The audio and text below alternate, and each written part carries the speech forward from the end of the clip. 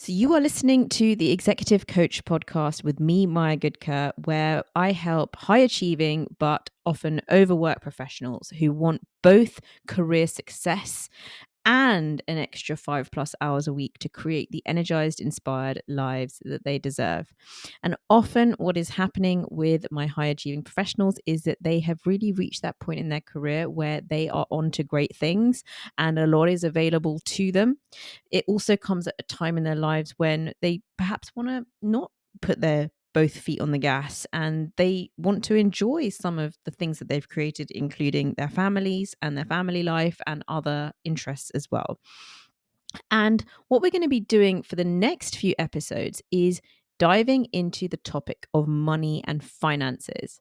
I am really excited to be talking about this topic. I'm calling it a journey of financial self-discovery. I feel like it's been a long time coming on this podcast to talk about this subject. It's almost like you can't really talk about work and life and our future visions without talking about this stuff. But I wanted to make sure that I had done what I needed to do in my own way of thinking about this stuff so that I could give a meaningful picture here. And, I do see quite a lot of nonsense out there that I'm personally quite critical of. And so what I hope you'll get from me, whilst I'm not a financial advisor, I'm not a professional financial advisor. So that is a caveat here. This is really what's working for me. That's my lens. I do have, I am a certified financial analyst, a CFA. It's not an easy qualification to get. And it really does give you those building blocks when it comes to portfolio management, understanding what different financial products there are out there and how to build, a portfolio, a financial portfolio that is aligned with your goals. So I do have that qualification. It's not my profession, but naturally, of course, it's going to make its way into my conversations. I'm not going to completely sidestep that. And the real catalyst for bringing this stuff in to these episodes is that in the vision builder work, it's kind of impossible to have meaningful 10-year vision conversations without talking about money. And so, what I've really seen and enjoyed and been slightly surprised about is that part of my background kicking in a little bit and people feeling like they can have those conversations with me as they talk about their longer term visions. I always had seen my first career in financial services as a great way of then working with financial services clients. But what I hadn't quite realized was the specific things that I had trained in that do influence everything that I do are actually quite valuable when we're having these conversations, which do need to be holistic in the sense that we can't ignore the financial aspect. So that's, I guess, my lens. And, what I'm going to do today is give you a bit of an overview of what we're going to talk about in the next few episodes, that orientation, just like we do with the planning at the start of a season.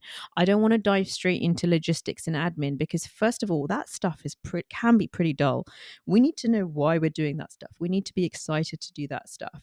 And we need to know that our ladder is up against the right wall, that we're doing it for the right reasons, and that we have, a really good picture of what we're doing before we dive into that nitty gritty. So I'm going to start with that big picture and that vision piece, and then talk about mindset and why that can be really valuable. Again, especially right now where it can be so easy to be in a scarcity mindset. Then I'm going to talk about some of the strategic things and the principles, especially the ones that I've found most valuable in my own journey and learning around this. And then we can get into some of the logistics, some of the admin, perhaps some of the routines as well. And so, with that all being said, let's have a think about that big picture vision. And of course, I would start here. And some of you might be thinking, she's always talking about that vision.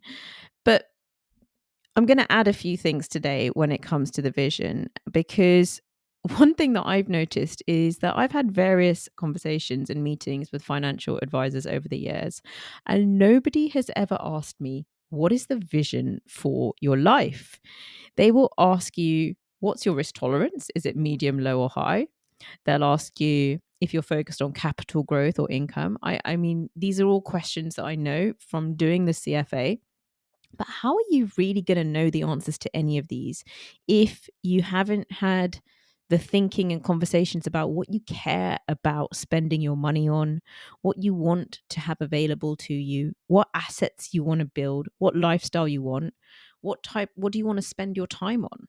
These are all financial questions. The relationship, in particular, between time and money, I think, is not explored sufficiently.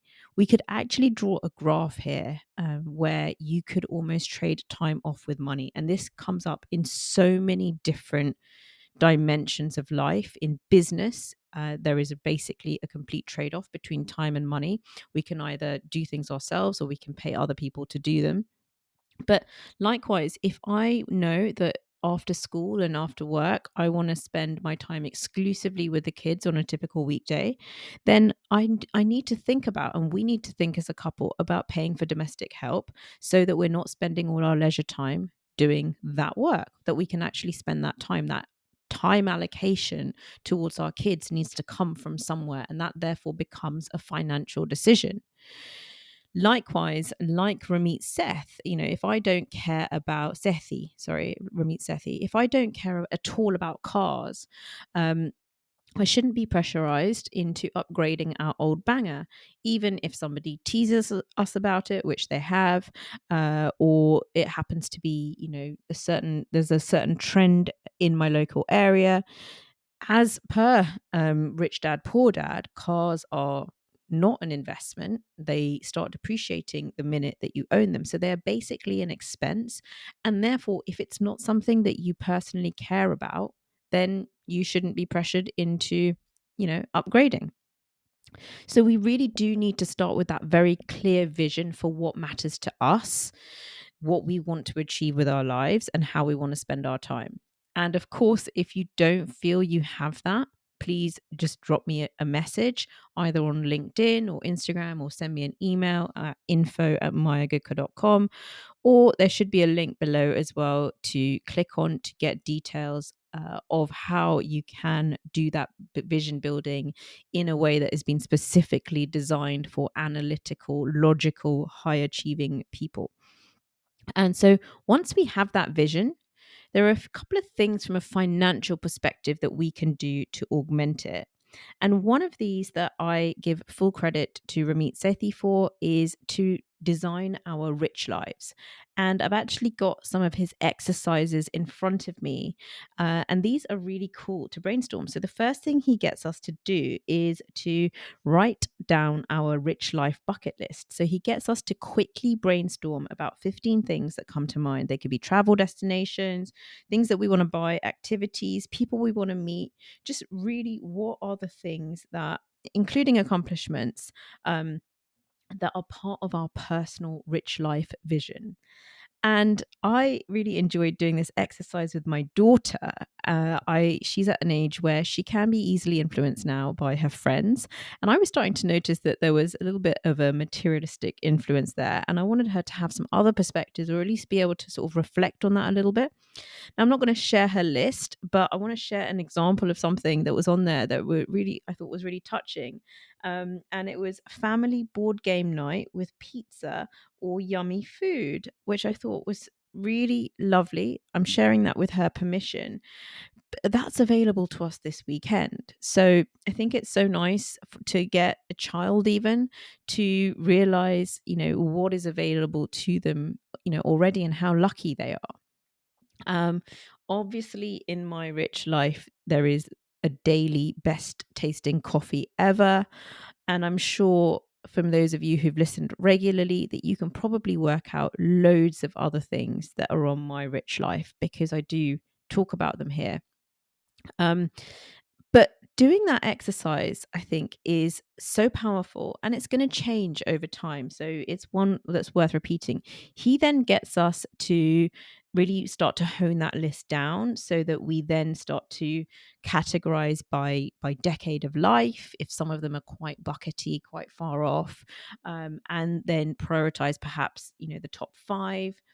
And I encourage you to give this a go, and I wonder whether you'll discover that there are things on there which are already available to you. And I think that can be one of the affirming elements of this exercise. So, the beauty of this exercise is that it's so personal. And the other thing I would add is a separate list saying what's not on your rich life bucket list. What are the things that you actively don't care about that others do? So, in my case, for example, the car thing would be on there. I actively don't care about it. I also have a certain perspective on holidays as well. And whilst I want to go on holidays and I want to have adventures, I don't necessarily want to do them all the time because there are other parts of my rich life that would then be compromised. Including sort of expansive time and things to do with the type of creative activities I like to do at home and in my local area. So have a think about what's not on your rich life list, because I think that gives us a lot of grounding, especially in the face of number one, extensive marketing, because we are all, let's face it, being marketed to many, many times a day.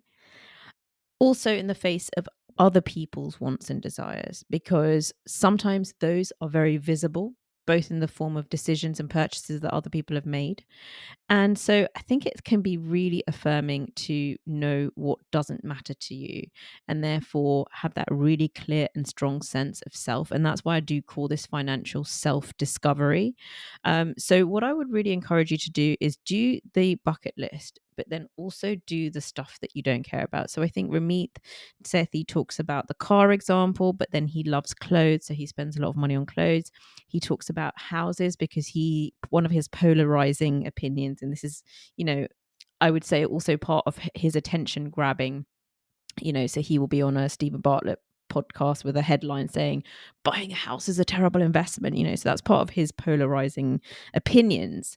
And so he will say and lives by this and role models this, that buying a house is not a good investment, and therefore he chooses to live in rented accommodation, but he loves to visit beautiful hotels, and that's part of his rich life. So he really kind of lives and breathes this idea that you can just be so highly selective, and that can enable you to lean in and then spend a little bit more freely on the things that you do love.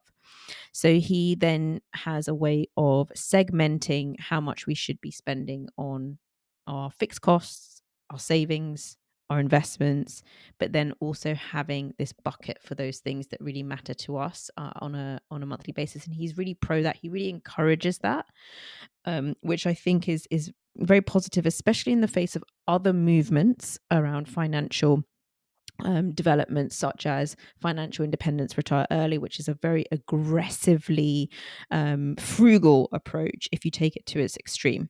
So that's Rameet. One other question that I have for you is the $1 million or $10 million test, which is just, if you won that money today, what would look different in your life? What would you like to look different in your life? Now, you might be early in your journey of financial discovery, or you might be, this might be something that you think about a lot. Either way, wherever you are in that journey, I still think this question can be really illuminating. It can be very freeing. It can be really valuable when it comes to thinking through our 10-year visions as well, because sometimes we don't realize it, but we are constraining ourselves either in time or money. And so just asking ourselves this question periodically, also seeing how it can change, because I know that mine has evolved a little bit in line with the age of my kids, for example. So that's another great question. If you do nothing else, ask yourself that question. Send me, if you feel to, what it provoked for you, what came up for you. And that's our big picture setting. Next time, we're going to drill into a little bit around mindset. And I wish you, over between now and that episode, I wish you well in thinking about what your rich life might look like. I look forward to connecting with you next time. Bye bye.